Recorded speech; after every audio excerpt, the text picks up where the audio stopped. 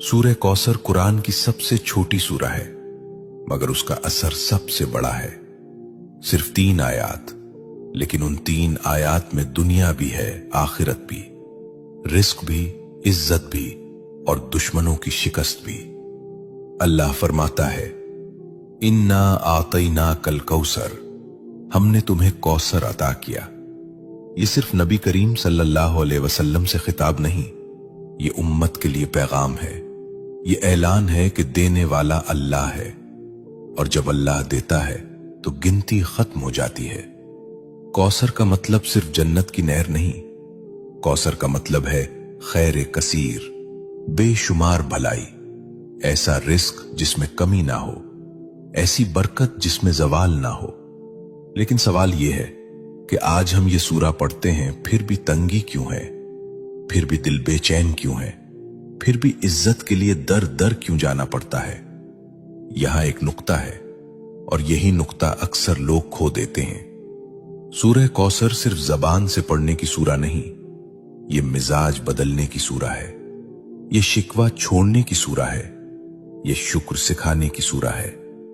जो अल्लाह पर छोड़ देता है, अल्लाह उसे कौसर अता करता है।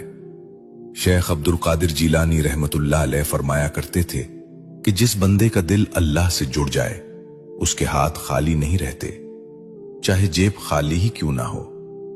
सुनो, रिस्क सिर्फ पैसा नहीं, सुकून भी रिस्क है, सेहत भी रिस्क है, औलाद की नेकी भी रिस्क है, और इज्जत से जीना यह भी रिस्क है।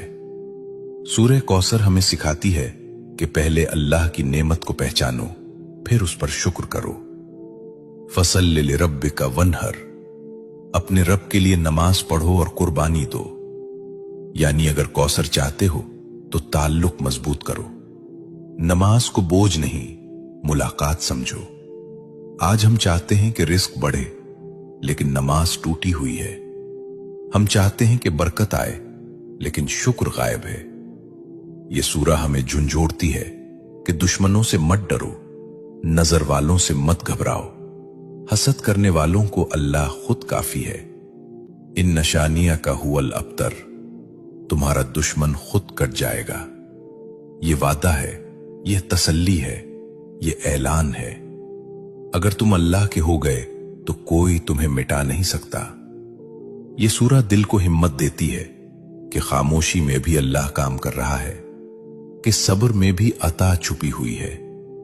लेकिन यहां एक और गहरा राज है जो अक्सर लोग नहीं जानते। वो राज ये है